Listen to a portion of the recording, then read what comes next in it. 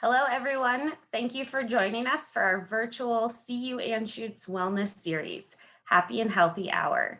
We are thrilled that you are taking the time today to connect with the CU Anschutz alumni community and focus on your own wellness. My name is Katie Brumfield, and I am the Colorado School of Public Health Career Services Specialist. For those of you attending your first Happy and Healthy Hour, this series was developed to provide practical tips to support your self-care as health professionals. This series has covered topics from sleep health to the positive effects of animal connections to burnout in healthcare professionals. Today, we bring our campus expertise on a topic that affects all of us, incorporating equity into professional practice and everyday life. I now have the privilege of introducing tonight's speaker. Dr. Cynthia Hazel is a research manager at the Omni Institute, where she leads and supports projects focused on public and behavioral health with research interest in global health, health equity, and digital health technology. Dr. Hazel received her MS in Public Health Policy from Durham University in the United Kingdom and her Doctor of Public Health degree from the Colorado School of Public Health, where she specialized in community and behavioral health. Originally from Ghana, she volunteers in several health promotion efforts targeted at the Black community in Aurora, especially the African immigrant community.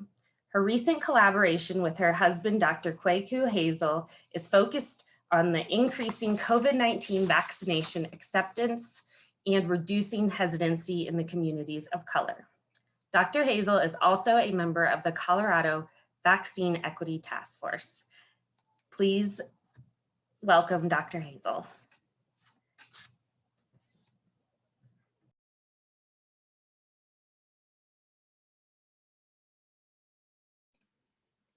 Thank you very much, Katie, for that nice introduction. I appreciate it.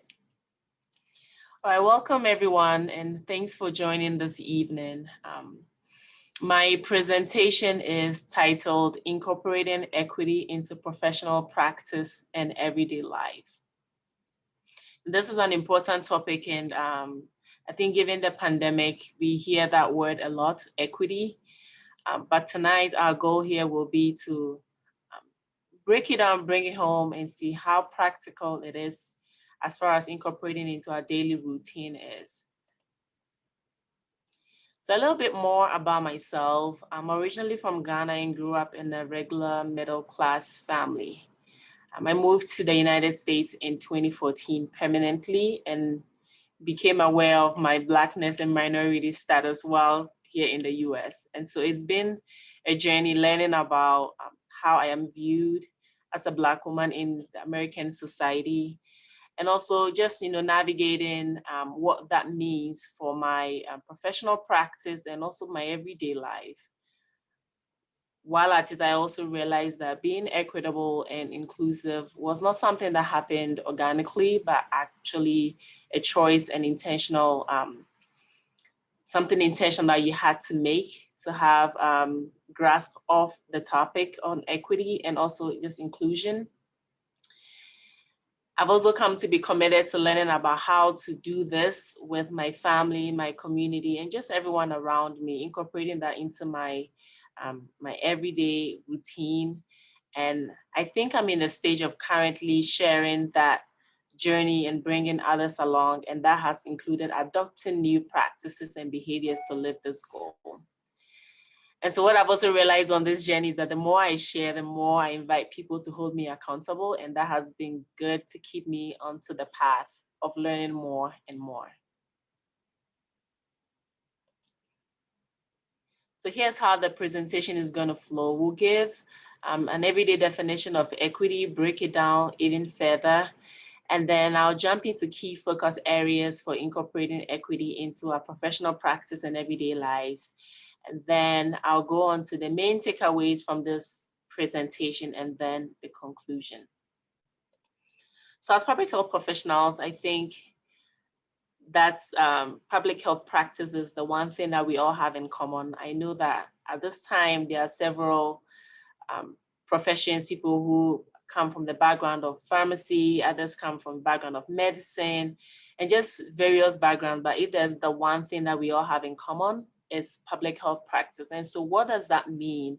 What is health equity, and has been the impact of health inequity from a public health perspective? We all know that the inconsistencies in access to health services has widened the health equity gap that we face, and that has long existed within our healthcare system.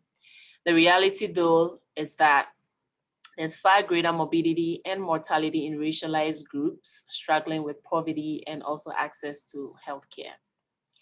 We are all aware of the social issues that contribute to furthering health inequity. Examples of that is homelessness, lower socioeconomic status, educational background, and also place of residence. We are also aware about the limited cultural competencies that healthcare professionals struggle in general, and that has also come to the fore given this pandemic and how that exacerbates the issue of health inequity. But today we will not be talking about equity in those technical professional terms. I want to be able to break it down even further to see how practical it is for incorporating into our professional practice and also every day. In addition to being a community and institutional effort, equity can and should be a personal goal, in my opinion. And so to be on this journey, it's important to realize that equity focuses on people and processes, and this surrounds the concepts of fair treatment and advancement for all.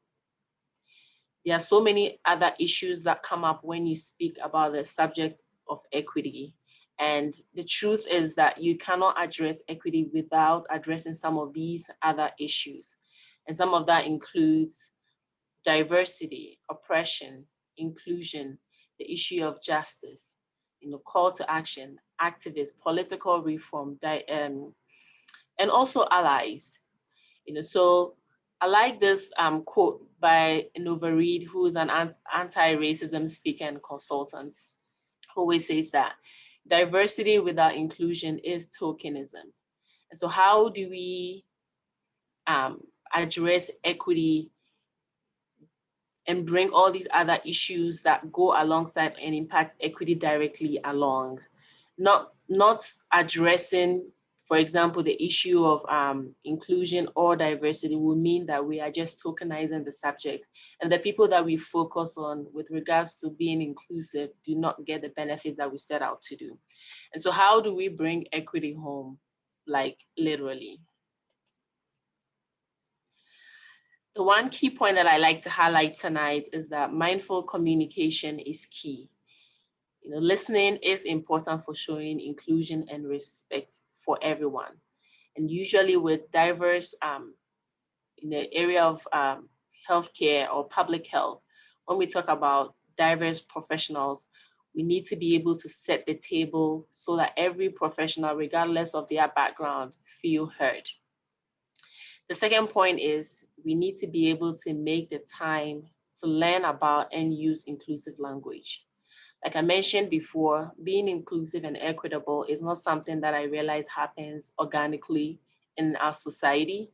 And so being intentional about your language and communication is very important to making everyone around you feel inclusive, feel included in whatever practice or programs you are designing, evaluating, implementing, and also for the broader professional experience at our workplace. Thirdly, it's important to avoid making assumptions about people and generally also about processes. Example, it is important to ask and use the right pronouns, without which you can cause great harm. And lastly, I like to encourage people to reach out to diverse colleagues and just people who have difference in opinions and perspectives to communicate their experiences with us and also with others. What I've come to realize is that microaggressions are an everyday experience for most people, and always articulating that doesn't come in the clear terms as people intend. And so encouraging that constant dialogue around people's experiences is a very important key to foster communication around being inclusive and also showing, implementing equity in your own personal lives and also at the workplace. A big piece that I also like to highlight is the ability to challenge prejudice and stereotypes. And here, one of my favorite authors, Chimamanda Ngozi Adichie, has a TED Talk that she labels "The Danger of a Single Story." I think I may have watched this TED Talk maybe about 20 times because it's so powerful in sharing how everyone has an implicit bias and how the society broadly shapes our thinking of people who do not look like us or processes that are not familiar to us. And the big takeaway in that TED Talk is that not that stereotypes aren't always true, but the truth is that they aren't always complete. Stereotypes are incomplete stories of people. And so being intentional about, learning the complete stories of people and processes and places is very key to, having that equitable approach. And instead of narrowing down to those types of single stories, it is important to focus on what the shared values are between you and other groups of people or between you and other individuals who may have differences in opinion and perspectives. Now, when we talk about equity too, I think sometimes it is narrowly defined. Sometimes we narrow down into addressing racial inequity or gender inequity. But to think about it more broadly, it's important to consider so many different aspects, including people of different gender identities, nationalities, socioeconomic status, educational backgrounds, physical appearance, race, ethnicity, religion, sexual orientation, language, learning styles, disabilities, ages, or even political perspectives. And being empathetic towards these differences is part of what starts your journey into being more equitable and paying attention to the different and unique needs of other people. Another critical aspect is to be aware of our own privileges as people. And I think regardless of who you are, you do have some privilege that you need to be aware of, whether it is the color of your skin, whether it's the position, the power relations that you have at work, or whether it is your educational background, even with health literacy. People who haven't had opportunity to be health literate, it's a privilege that you bring into communication and dialogue. And being equitable means that you have to be mindful of all of these differences around you and making an intentional effort in addressing them. We can also talk about the dynamics of marginalization, discrimination, exclusions, and again, even microaggressions. The last point on breaking it down that I'll focus on is being comfortable with mistakes. I think for a lot of people who make the commitment to go on this journey or to learn more about equity, there's that fear that I will make a mistake or wanting to get it right or perfect the first time. And I think that is in of itself a non-starter. Being afraid to make mistakes while you embark on incorporating equity into your everyday life makes you take less risk, and that is also brings a lot of barriers into your learning. And so it's important to realize that it is an ongoing process and not a linear or upward path. That also means that fatigue and burnout is inevitable, no matter how slow or fast your pace is with learning. You will get fatigued, you will get burnout.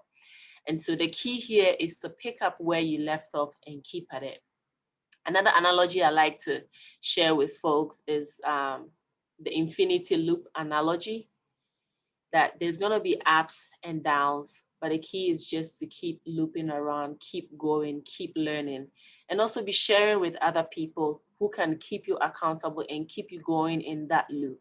And it's okay to be demotivated at certain times in that journey of incorporating equity into your everyday life.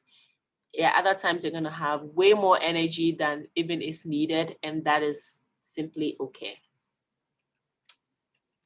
So what will be the main takeaways for tonight? The first one that I propose is that I call it the 3 L's of awareness. We need to be able to look, listen, and learn, and even unlearn sometimes.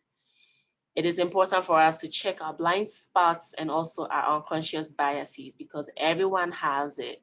And the key here is, in public health practice, we bring some of these blind spots into community outreach, engaging with research subjects, even when it comes to resource allocations, etc. Now, what the pandemic has also revealed over the last several months is that the way we've been practicing public health has not achieved all the outcomes that we have set out to achieve. So even with reaching out to minority communities for vaccination, there's been a lot of barriers and difficulties for even big healthcare systems, and mainly because there hasn't been an established relationship with those communities, no matter how close they are to our neighborhoods. And so being intentional about building some of this relationship, being inclusive, and seeing the needs of communities around us will be very impactful in how we approach our public health practice. And also when it comes to resource allocation, how much time we spend on convincing minority groups and other groups that may have limitations with understanding health issues, or may have access gaps to essential health services, and so may be dealing or struggling with certain health issues compared to other groups that may have more access, insurance, and other things.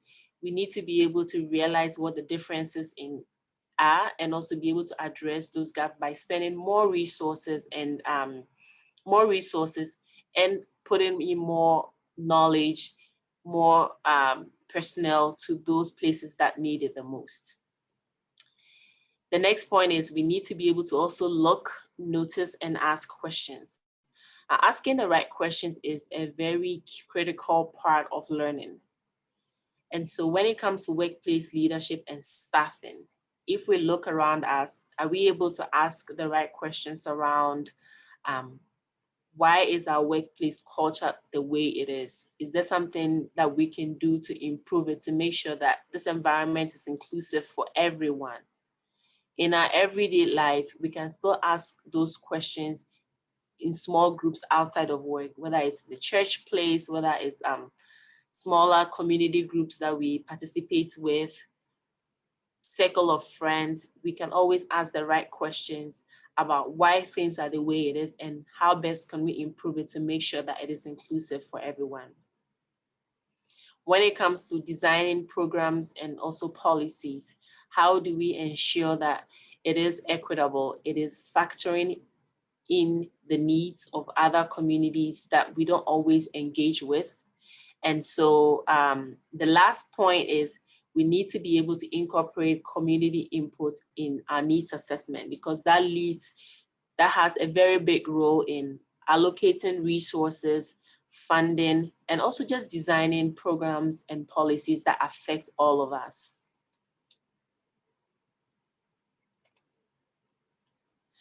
The second takeaway is we need to make a commitment to intervene. Again, it doesn't happen organically, and part of challenging that is to create a culture of inclusion for yourself. You need to be able to embark on incorporating new behavior that is intentional about making inclusion an integral part of everyday routine. And also, we need to be able to set clear expectations for ourselves in building key skills. Example like mindful communication and being fair, being empathetic to people who have different experiences than we have. And to do this, my recommendation is always to start inwards before you go outwards. And that includes self-examination, realizing your own privileges, realizing your own biases. And blind spot is called blind spot for a reason. You don't always see them, but surrounding yourself with people who will be able to point those things out to you is part of that self-examination. And once you feel comfortable that you have made progress with yourself, then it is time to move into the community and even into the workplace with colleagues that you work with, and be intentional about influencing leadership, stakeholders, the funders, external relationships that you have even outside of work. And what I've come to realize that over the last several months, that people, different stakeholders that I've worked with, and just people who work in the public health space have a desire to learn more, but don't always know where to start, what is needed, how to go about things. And so every opportunity that we have to share anything small that we've learned around equity is always well received and important to advance the work of public health. The third takeaway will be to bring others along with you. If in a small, you are in a small bubble of people who think alongside you, have the same mindset, have the same experiences, and you discover that being equitable or being inclusive is something important, and you don't bring them along, it makes your journey even the more difficult. But in doing that, you need to be compassionate and understand where people are. You need to always remember where you have come from and where people are. There's some people who still are at the beginning of where you started. And so being able to listen to what their concerns are, helping them understand what you have learned, and also continue learning and unlearning some of the, the things that were considered the norm before you embarked on this journey. Also, people are on different journeys, both at the individual and organizational levels. Even with organizations that embark on diversity, equity, and inclusive trainings, it is still common to find that the leadership might be on board, but that type of motivation and energy is not necessarily decentralized to like mid-level managers or even team leaders. And so just having that understanding that not everybody is on that same level at the organizational level and also at the individual level is important to being compassionate and empathetic towards their own journeys. But while doing that, you still need to be able to be bold and do something different if you want to expect different results. The next point is to find partners and allies that can amplify your work. And I say this because not every environment allows or enables people to be forward with what they learn around equity and inclusion. And so being able to identify people who have shared values in that regard will be important for amplifying your perspective and the new things that you're learning around equity. And then lastly, it's important to practice what we preach and also preach what we practice. Once that becomes part of our everyday life, everyday routine, and things are working in our favor, you realize that your communication norms are changing. You're being more mindful of other people, other processes that you're uncomfortable with, or you are committed to making environments more inclusive. It is important to make that conscious effort to keep walking that talk and also help colleagues who falter, especially in their approach to public health. So in conclusion, I'd like to reiterate the three main takeaways. The first point is to remember the 3 L's of awareness: to look, to listen, and to learn. That is very important to helping us incorporate equity into our own life and our own professional practice. The truth is we can't know everything, and people's experiences change every day. And so looking, listening, and learning should be an ongoing process for us all. Secondly, we have to make a commitment to intervene. We need to be the change that we want to see.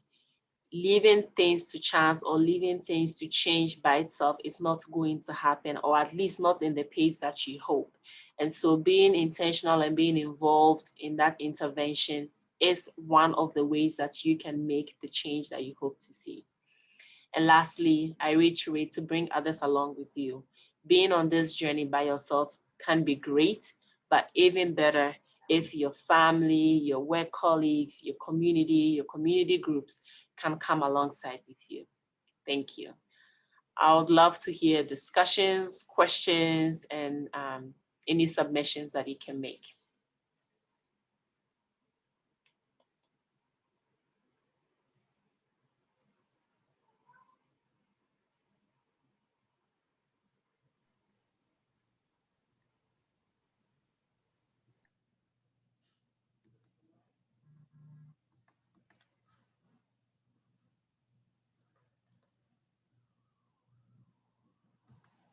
We'll take questions in the chat function and I can read them off to Dr. Hazel.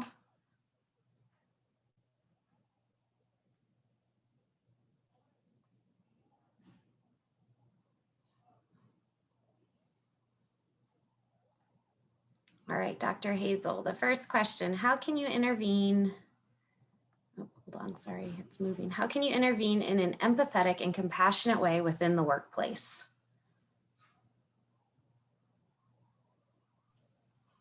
That's a great question. And so the workplace presents a very unique environment for us that is very different from how we interact with other people at home. And so a way to be empathetic is realizing that people have different perspectives and opinions, different communication norms, and how they approach work is going to be different from how you do. Now, the concept of the dominant culture always comes up when you have the majority of people communicating in a certain way, approaching work in a certain way, and doing things in a certain way. So if you happen to be the minority person or just have a different way of doing things, you can easily get lost in that dominant culture. And so being empathetic in the workplace includes realizing that people have different work styles, different communication norms. Some can be extrovert, others are introvert, but meeting people where they are and making the environment in a way that makes people comfortable to share whatever their styles of work is.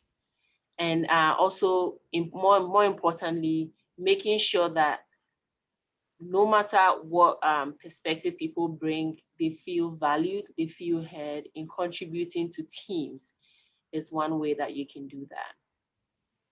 Great, thank you. The next question, how do you go about bringing others on your journey of equity? I think one good way to do that is to keep talking about it, and also being bold to point out when people are veering off that path. And so talking about it makes people pay attention eventually, because it becomes part and parcel of you. And if that is not a culture that you are surrounded with, people do notice that things are changing with the way you approach work, and they begin to ask questions. And when those questions come, it presents a unique opportunity for you to educate and let people know about what you're learning and how they can also be better in that approach. Great. Okay, the next question. I find it hard to address other people who do not demonstrate this. What would be the best way to address this? Yes, so I think I get this question a lot. Talking to people about this subject is not the easiest, but part of the difficulty is also because people don't feel like they're on the same level, and they feel like there's a problem with that or there's a deficit with that.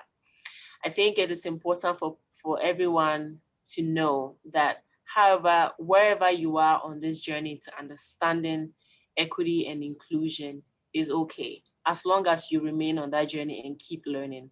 And so for people who feel like they've learned more in their approach to other people, you need to be understanding of where they are.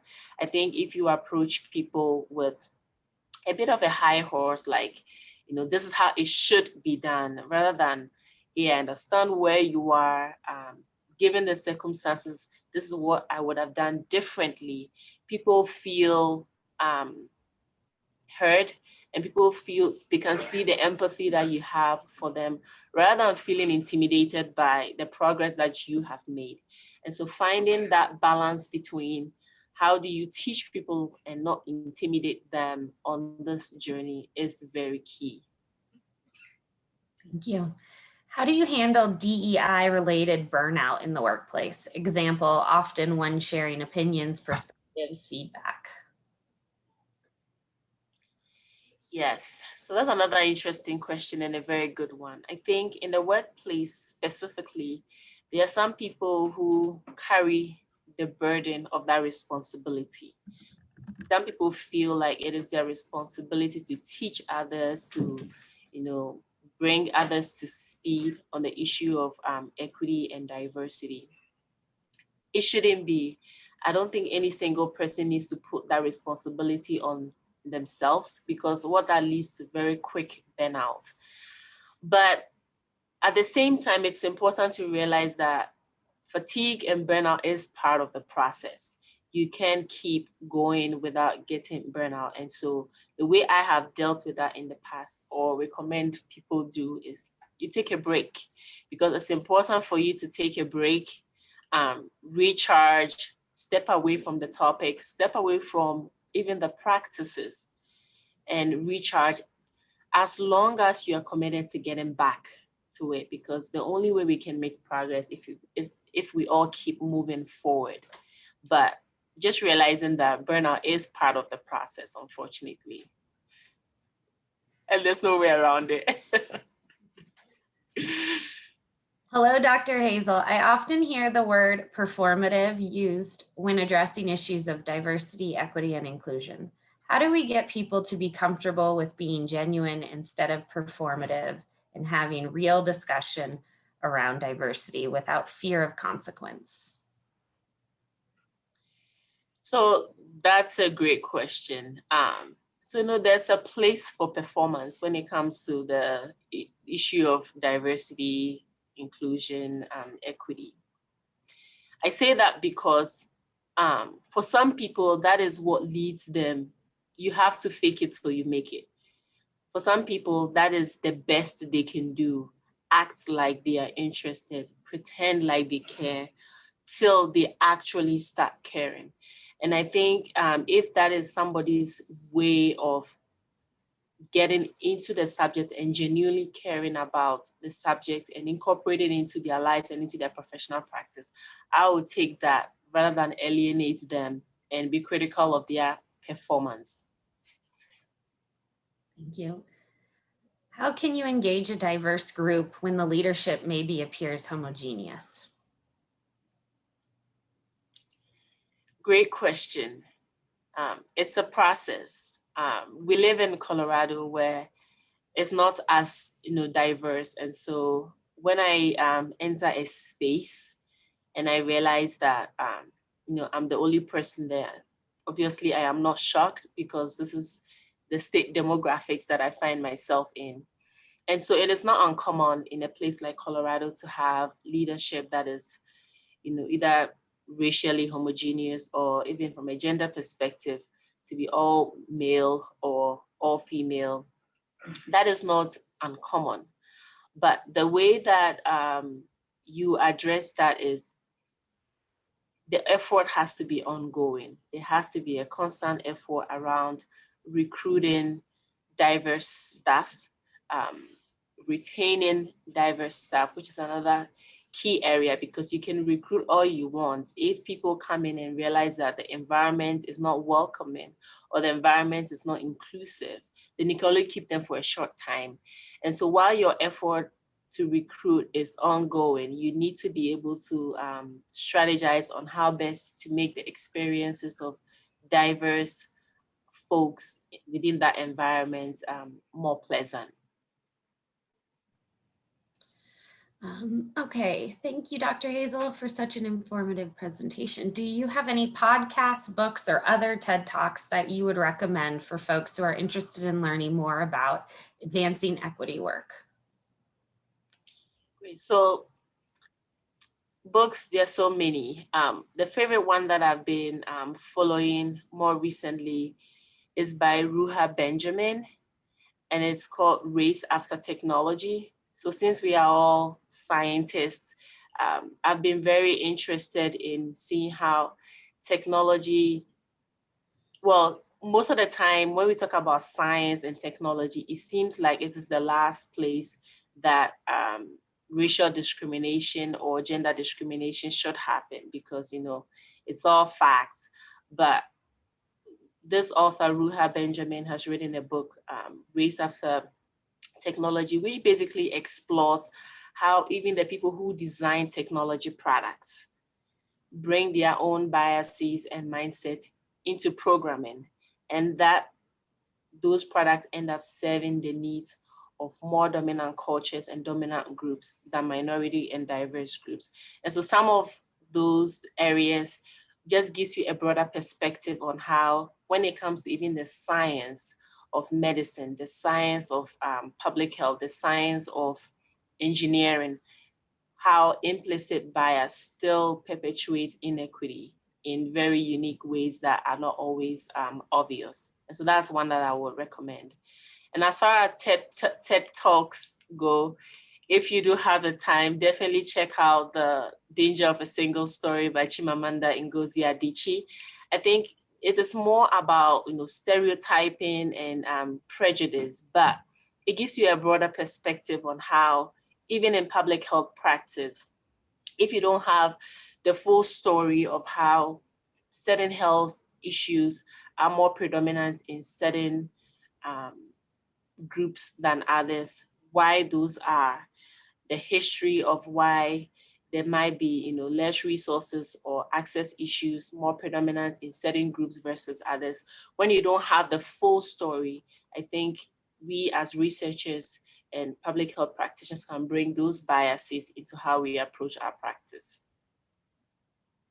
Great. This isn't really a question, but I'm going to read it. I just want to thank you for mentioning that it's okay to make mistakes and learn from them. There's a bit of fear when leading a group towards equity. Absolutely, yeah, totally agree. And another question, thank you for sharing your wisdom in this. Now I know better what to do. However, those in leadership positions may remain ignorant in this. How do we go about challenging the norms / leadership in the diplomatic way so that we are not perceived as a troublemaker? That's a great question. I think that word troublemaker, disruptor, always goes alongside when you are the first to introduce the subject around, you know, equity, diversity, and inclusion. I think what we need to realize is that the status quo is not equity and inclusion and diversity. That is not the status quo. And every time you come up to challenge the status quo, you do have pushback, and that is just part of that journey. But I mentioned seeking out allies, people who have shared values. That is important because in the workplace and also in public health practice, we have power dynamics that come into play when you are talking about these types of issues. And the repercussions can be real. You know, we can't talk about this issue as if there is no potential backlash or potential retaliation from people who might feel threatened by the subject. And so the way that, the skillful way that I will go about it is to first to seek out other groups within the workplace or other people within the workplace who might have those shared values, no matter how small. That can be the beginning of having that dialogue. And also sharing your experiences about how not having that inclusive environment affects your work and your output as an employee can be a powerful testimony to getting people to pay attention, because ultimately the leadership want people to perform their best and, you know, give off their best. And so if not having an inclusive culture or not having an inclusive environment is something that derails that goal, you definitely have someone's attention. Thank you. I don't think there's any other questions. If anyone else has any other questions, please feel free to type it in the chat function. We still have time. What is your approach to understanding perspectives of colleagues from different backgrounds? My approach to understanding perspective of colleagues from different backgrounds. Okay, that's an interesting question. So as far as background goes, I think I will separate that into, different categories. So understanding the perspective of colleagues who come from a different racial background is that I do realize that my upbringing is very different from theirs. My communication norms are very different from theirs. And the way I approach work in general may also be different from theirs.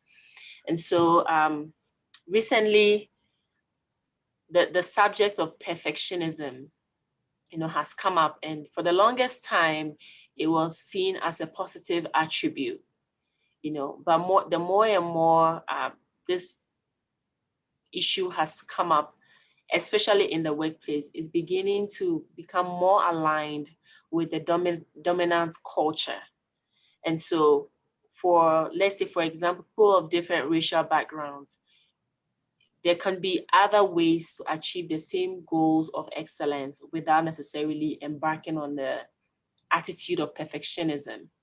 So that's just like one of the examples, realizing that people have different ways of getting to the same goals that you do, and giving that same value to those goals is one way that you can bridge that gap. And that is not to say that somebody who uses perfectionism as a way to reach excellence is problematic per se. It is just the differences in racial background and how different groups are raised and with what different values.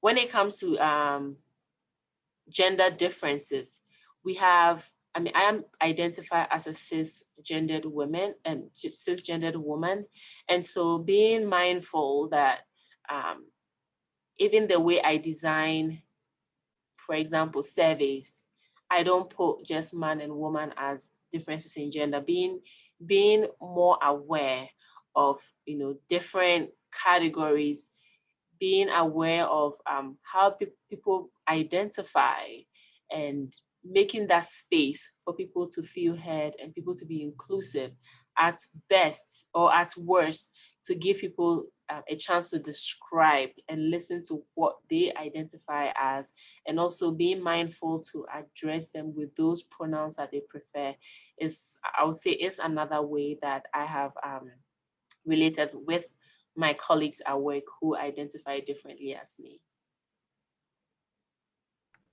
Thank you. Next question, how do you measure diversity without tokenizing? Interesting question, and a very good one too. In terms of measuring diversity, if you mean like a scientific way to measure the progress with which maybe an organization is becoming diverse, there are so many ways you can do that. With regards to recruitment, you can simply look at how many diverse staff that you have, or in a program, how many diverse groups you have in those programs, and over time, are you intentional about increasing those numbers? That is one way you can go about it. Now, when it comes to tokenizing, it's simply being embarking on a journey of diversity without taking action. And so there are times when you listen to people's stories or you look at organizational efforts and it is very focused on the optics of diversity rather than the actual experience that diverse staff have in that environment. And so once you see yourself being more focused about how you can portray yourself as being diverse, rather than focus in on the minority staff, what their experiences are, how you can better them, how you can retain them, then you are shifting into the territory of tokenism. Thank you. Any other questions?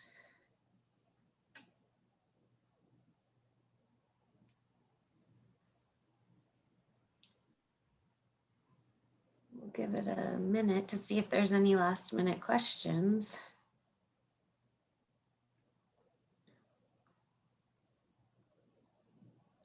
Yeah, but so far we've had very good, exciting questions. Yeah. All right, I think that's it. So I will wrap it up. Thank you everyone for your time this evening. Thank you, Cynthia Hazel. That was amazing. Stay tuned for information regarding future happy and healthy hours, the next of which will take place on Wednesday, May 12th during National Nurses Week. Don't forget to connect with us on Instagram to check out stories about your fellow alumni, or at our newly launched CU Anschutz Alumni LinkedIn group focused on professional development. Thank you so much for tuning in and for all you do as healthcare professionals for our campus and community. Thank you, everyone.